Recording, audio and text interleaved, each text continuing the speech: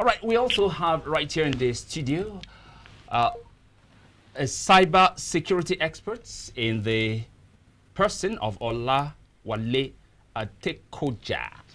Thank you. Good morning. I got that right. Good morning, Atekoja. Good morning. Good morning. Yes, the crime perpetrated by Hushpuppi and his cohorts has thrown the global searchlight on cybercrime.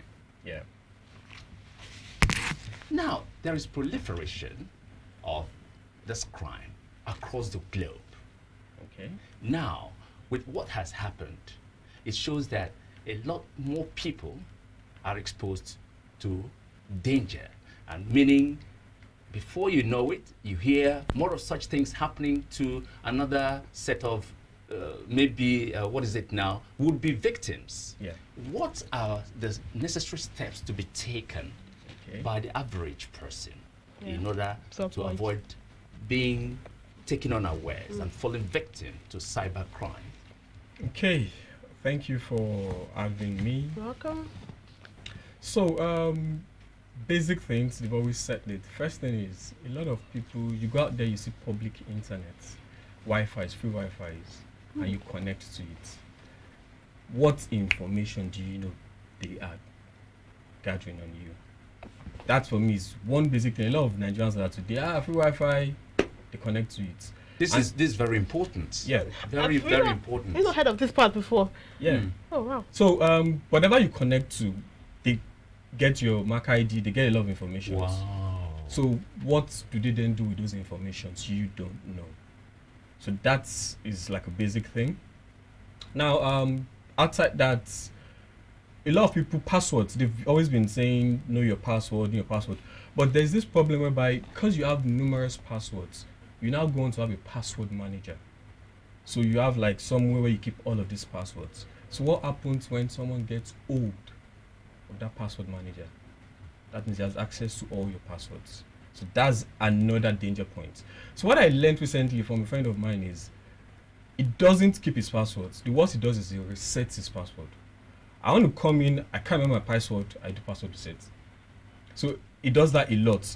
Because even Google 2017, they hacked into Google's account, so you can imagine. Yeah.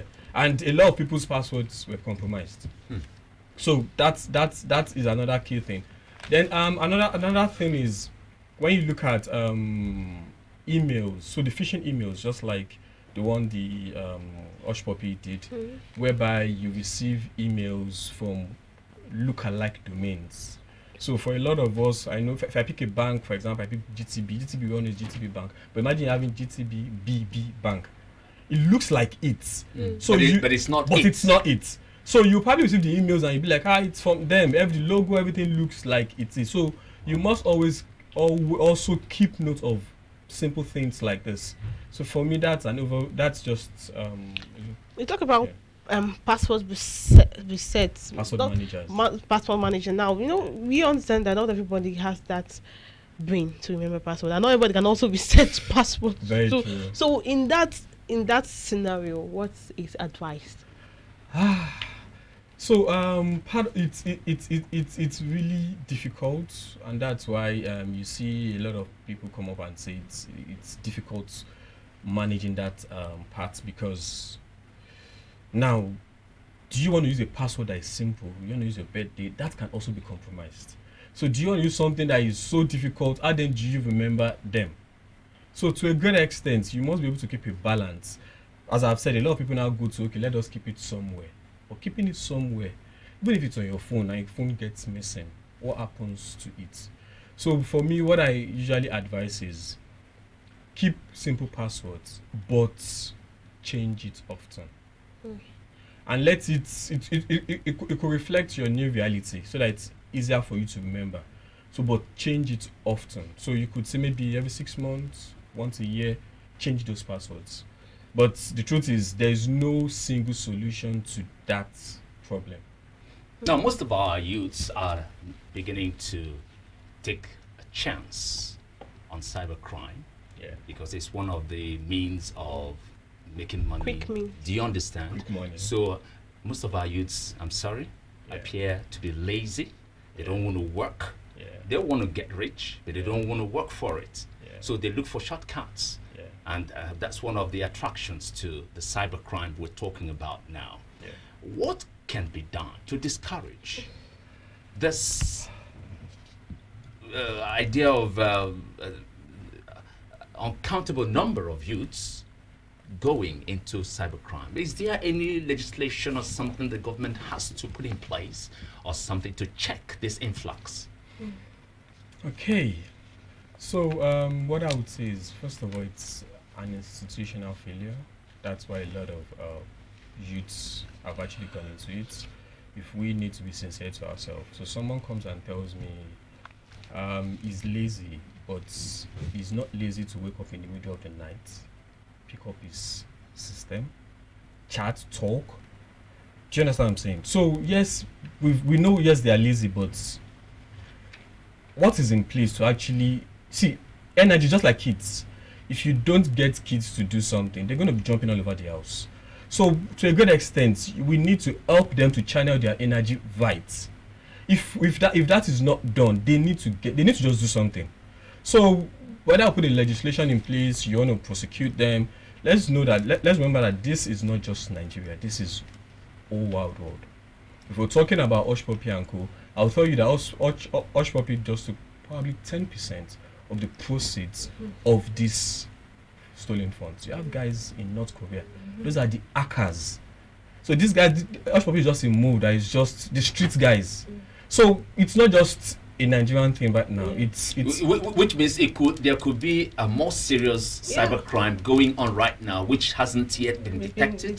So the truth is this: if organizations actually own up, for pick on financial institutions, you find that a lot of these things are happening, but they don't say it out because of credibility to their own business. So it's only the few ones that get leaked that we hear about, but it happens every single day. It happens every single day.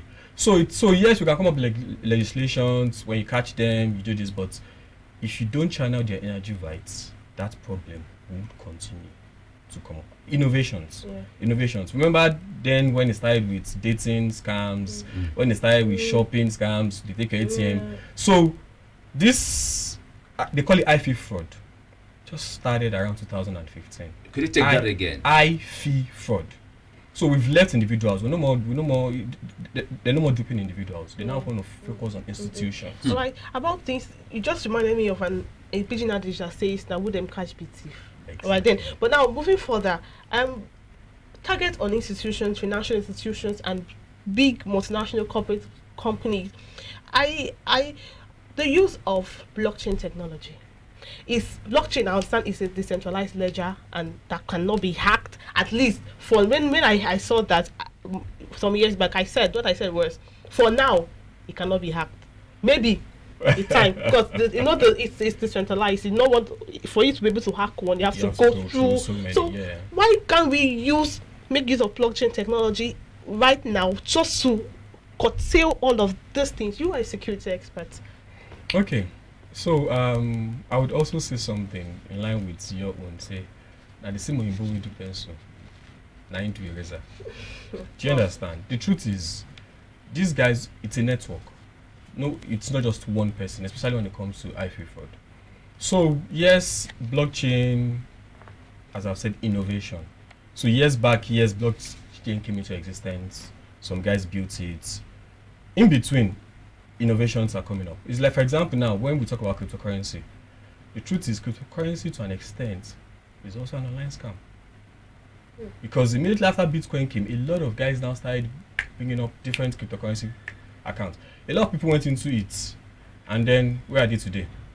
So innovations will always come up. The truth is, there's no real solution to crime. What we can do is reduce crime. You cannot find that lasting solution to crime. If that was going to be a lasting solution, we'll probably have solved it years back. So it has to just do with innovations.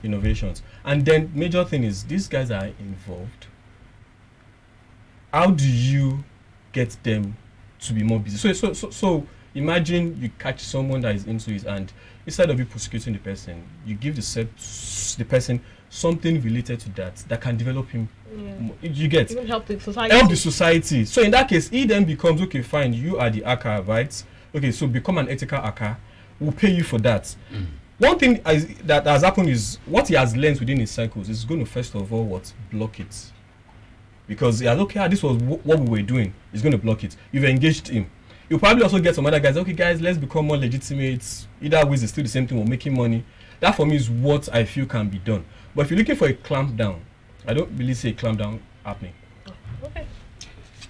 You some time ago came up with an app, or your company, okay, to as a solution to certain problems. Okay, commendable, very commendable. Thank you, sir. And how come you people haven't given it a thought towards this direction, like looking for a way to also check, coming up with an app or something, one of those magical things you guys that could help us check cybercrime. You've never given. I'm talking about. I'm bringing us back home now. Thinking locally. So that sounds interesting. Actually, it sounds interesting. It's a wide space. Something can be done, but it's poco a poco, little by little. We'll get there. Right now, what we basically know about, because some of these informations don't come to the public, it's the few ones you hear about, and innovations keep coming every day. So, for example, if you're going to come up with that, you're probably going to be working with an institution that gets this kind of attack regularly. You need to understand the trend. How does it happen? What are the things? Artificial intelligence will then come into place. What are the things you see that makes it look as if it's a scam? And then you can then build your data over time on it. But if you're waiting for that person to just sit down and be like, okay, this one looks like a scam, no, you're not going to get there. All right, Olawale Atekoja, thank you. Thank you so much. Thank you very much. Your time and sharing your thoughts on us. Thank you. All right, that was Olawale Atekoja, a cyber security expert, being with us here, sharing his thoughts on the issue on ground. We'll take a short break now. The next segment comes up after this break. Stay with us. Be right back.